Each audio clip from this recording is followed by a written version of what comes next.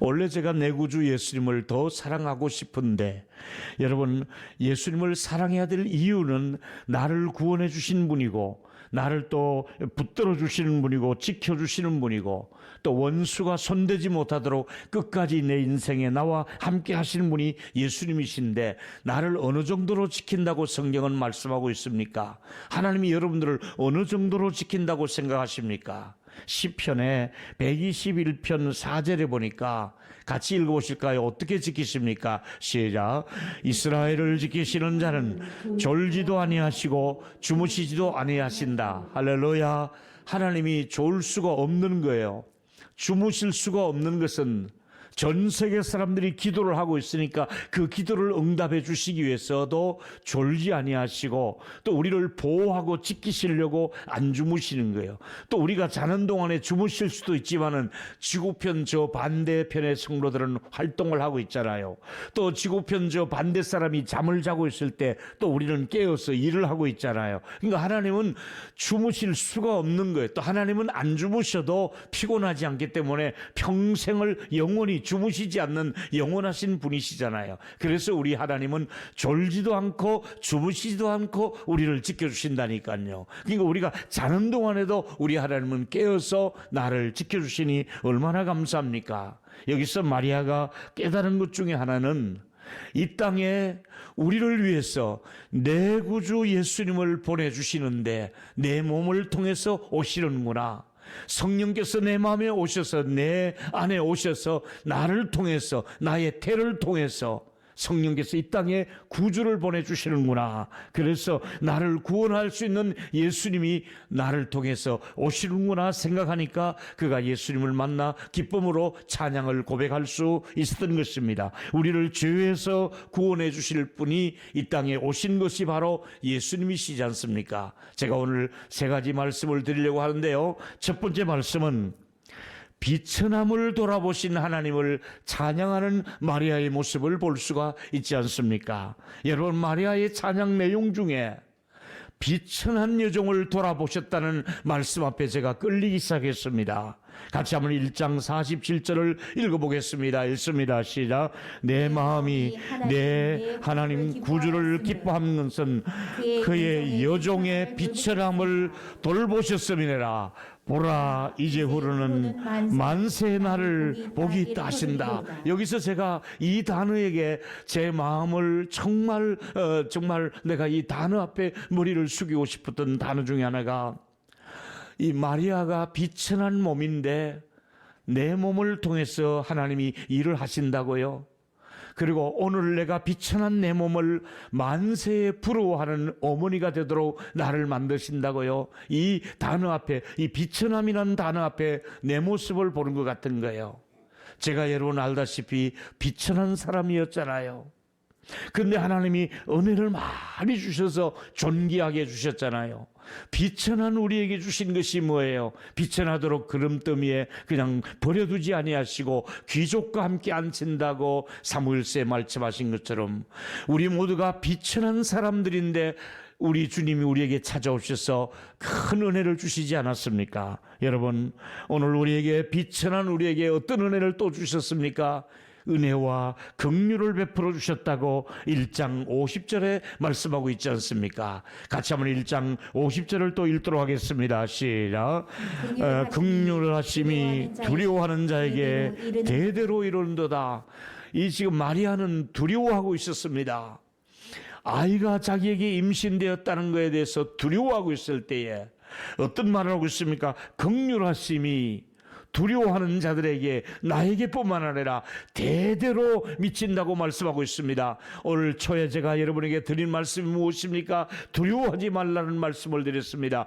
두려워하고 있는 우리들에게 두려워하지 말라, 긍휼하심이 대대에 우리에게 임할 것을 약속해 주셨으니 두려움 대신에 긍휼이 여러분에게 임하게 되는 이런 좋은 날이 되기를 예수 이름으로 축원하겠습니다.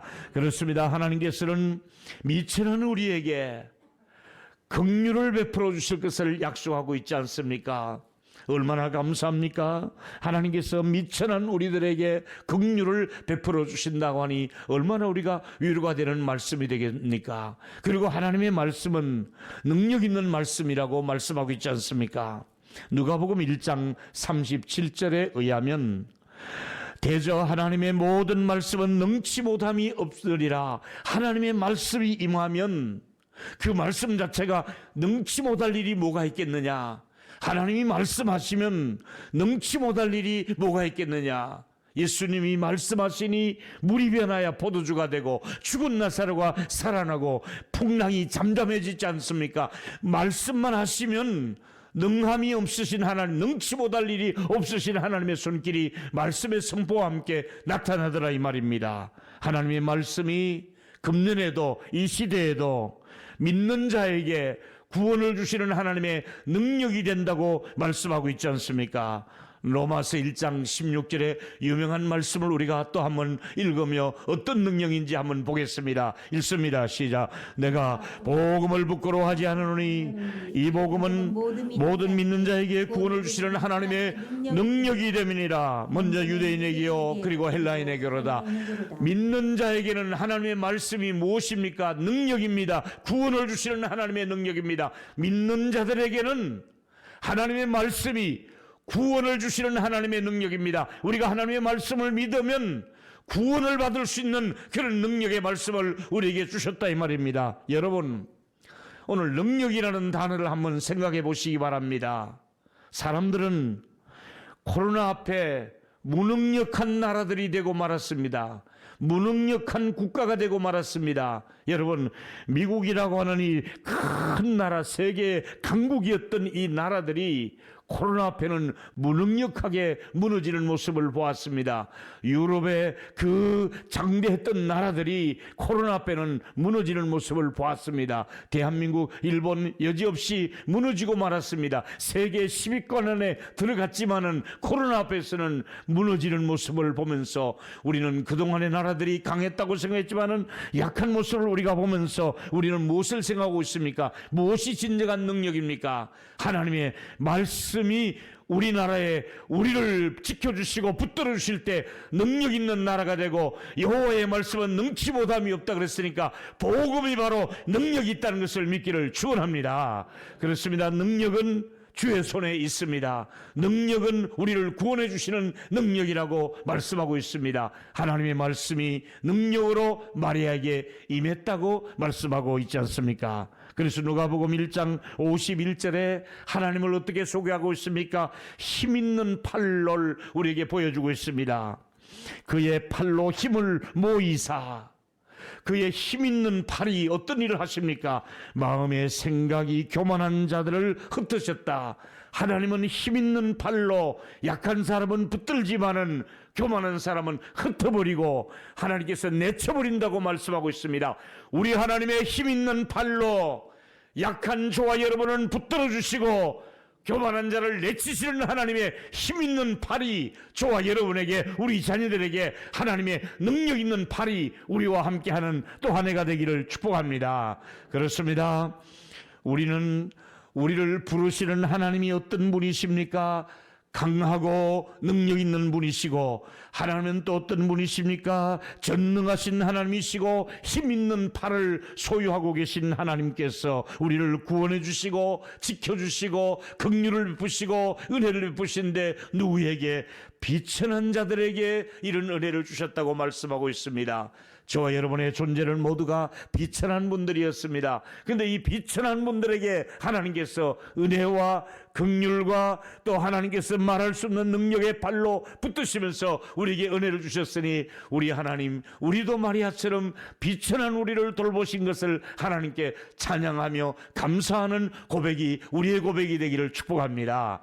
두 번째 드리고 싶은 말씀은 큰 일을 행하시는 거룩하신 분이라고 말씀하고 있습니다. 큰 일을 행하시고 거룩한 하나님 앞에 우리가 예배하는 것이 바로 우리의 삶의 목적입니다. 여러분, 누가복음 1장 40절의 말씀 보십시오.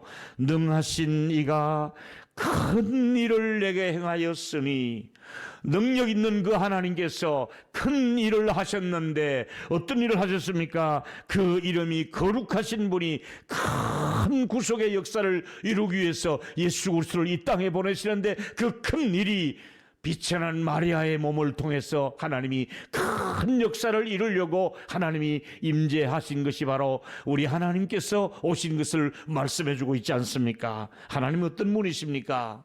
우리 하나님은 능력 있고 큰 일을 하실 뿐만 아니라 거룩하신 하나님이십니다.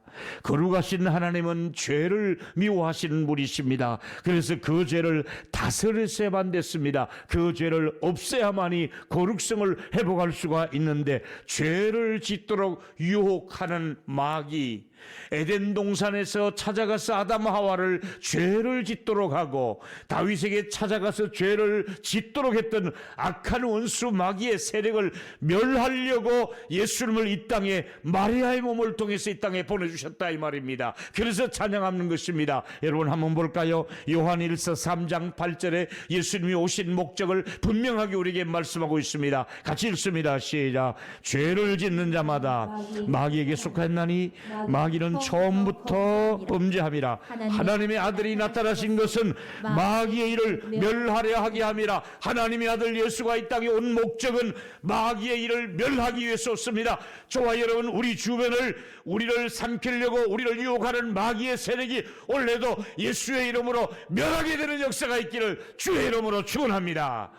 예수의 이름은 마귀를 제거하고 죄를 이기게 하는 능력이 있습니다. 그래서 구원자 예수님을 보내주신 것을 알고 마리아는 찬양하고 기뻐했던 것이지요. 여러분, 구원자를 보내신 하나님, 그 하나님 어떤 분입니까? 강한 분이라고 말씀하고 있습니다. 그분은 능력 있는 분이고 거룩하신 분이고 힘 있는 팔로 우리를 안고 있다고 말씀하고 있지 않습니까? 여러분, 하나님을 가까이 하는 사람은 그래서 예배를 드리는 겁니다. 하나님을 가까이 할수록 예배 드리는 것이 우리가 가장 좋은 습관이라고 할 수가 있겠습니다. 가장 강하고 능력 있고 거룩하신 분에게 힘을 공급받는 것은 바로 예배를 드릴 때마다 강한 힘을 하나님 우리에게 주시고 거룩성을 우리에게 부어주시고 힘과 능력을 위로부터 우리에게 부어주기 때문에 강한 힘과 능력을 주신 우리 하나님 앞에 예배할 때마다 은혜를 또 주시고 또 주시기를 축복합니다. 세 번째 얘기는 성령께서 임하시며 능력으로 덮어주시는 감격을 누리는 것입니다. 여러분, 성령이 임하면 우리에게 가장 기쁜 것은 능력이 임하는 것이잖아요. 그리고 우리를 성령의 능력으로 우리를 감싸주는 것을 말씀하고 있는 것입니다. 오늘 우리 모든 교우들을 비천한 우리에게 성령의 능력을 우리 모두에게 덮어주시는 은총이 있게 되기를 주의 이름으로 축원합니다.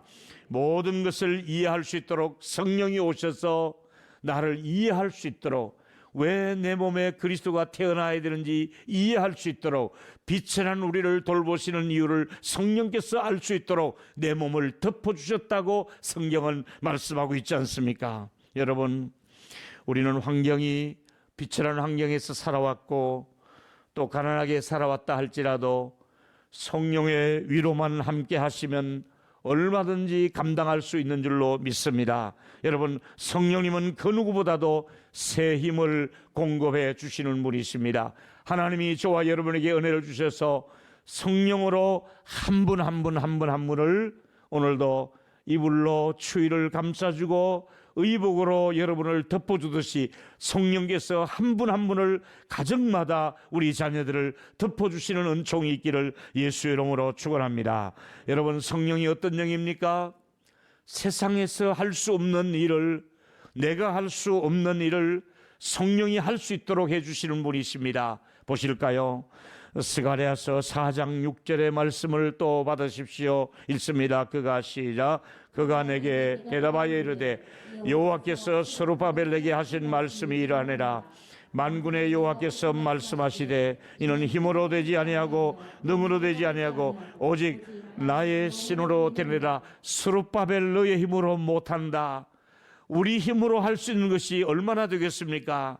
이제 너는 할 수 없지만은 너의 능력에는 못해도 나의 영으로 되느니라, 나의 신으로 되느니라. 성령이 함께하면 능치 못할 일이 없습니다. 우리 한 주간뿐만 아니라 한 해 동안, 아니 우리의 남은 생에 우리 교회가 성령으로 되는 역사가 있는 줄로 믿으시기를 바랍니다. 우리는 할 수 없을 때 성령이 우리 안에서 임재하시고 우리에게 기름 부으심을 주시고 생수가 흐르게 하시고 성령께서 되게 하는 역사가 있는 한 해가 되기를 축원합니다. 우리 한번 따라 하시면 좋겠습니다. 나의 영으로 되느니라. 한 번 더, 성령이 하십니다. 할렐루야.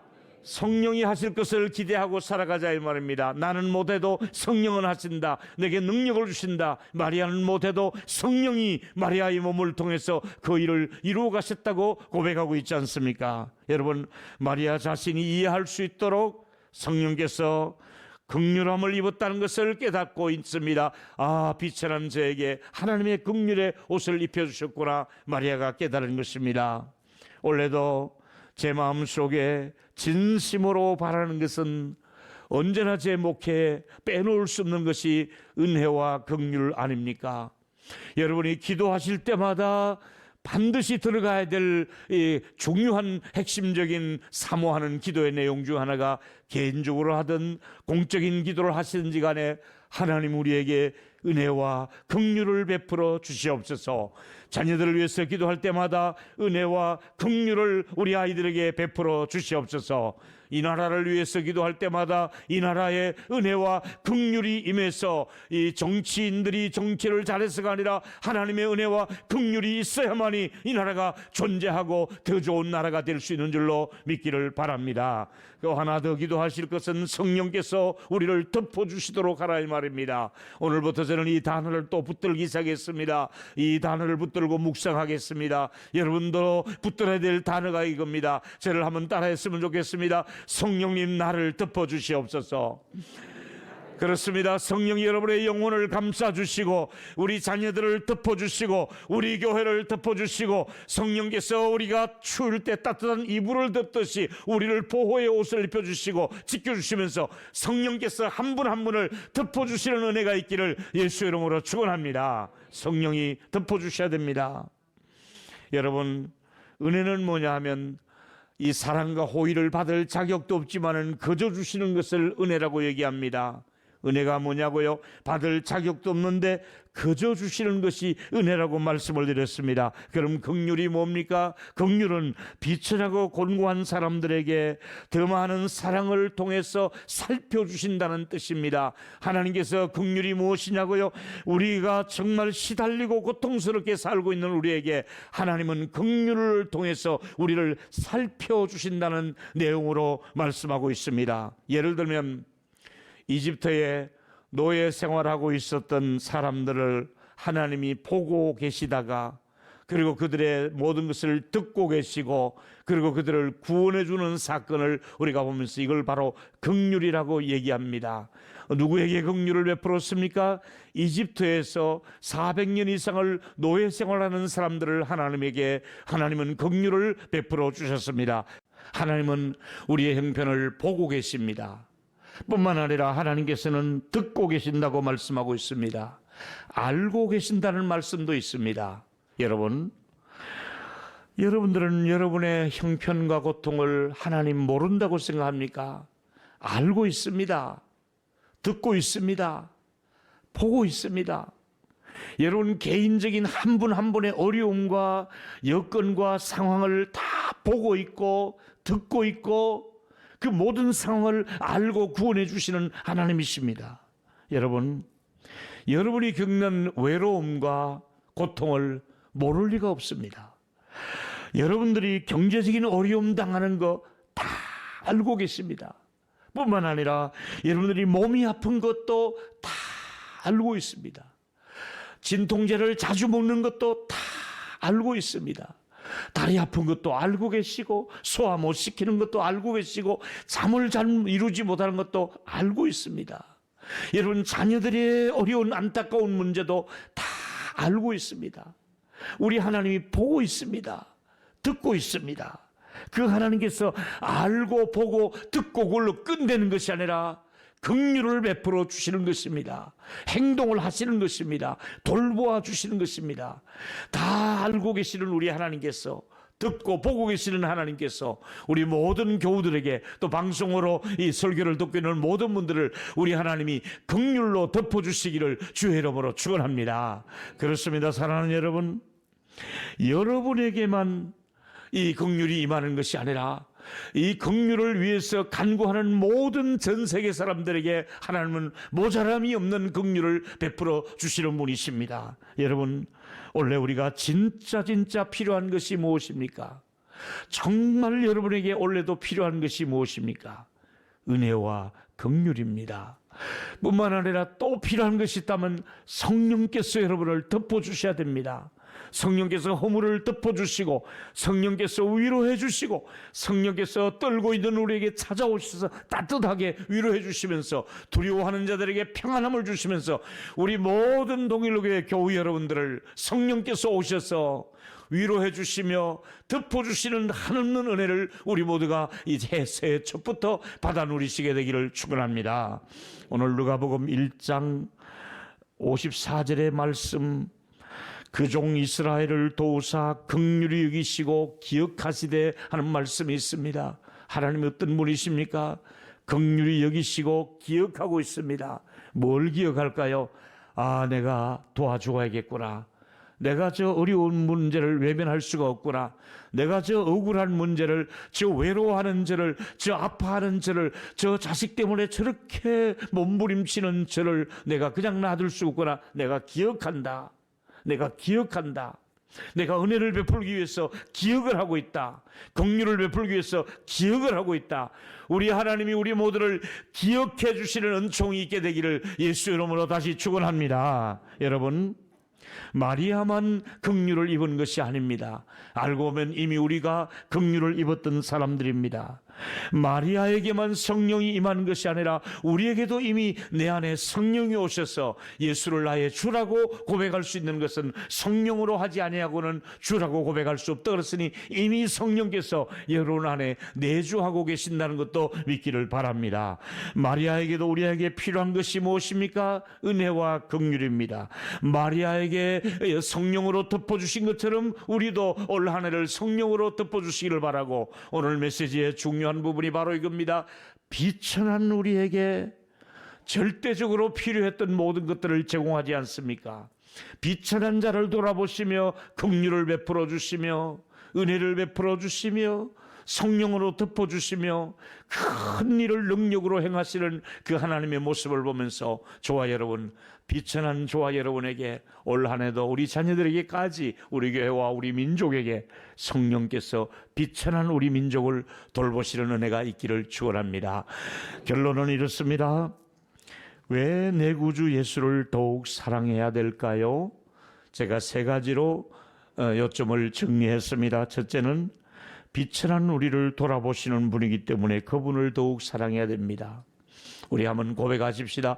비천한 저에게 은혜를 주셨으니 저도 주님을 사랑합니다. 아멘 할 수 있죠. 또 하나, 두 번째는 큰 일을 행하시고 거룩하신 하나님이시니 그분을 사랑하고 예배할 수 있는 저와 여러분이 되기를 축복합니다. 세 번째는 성령께서 늘 우리에게 임재해 주시고 능력으로 덮어주시고 보호해 주시기를 축복합니다.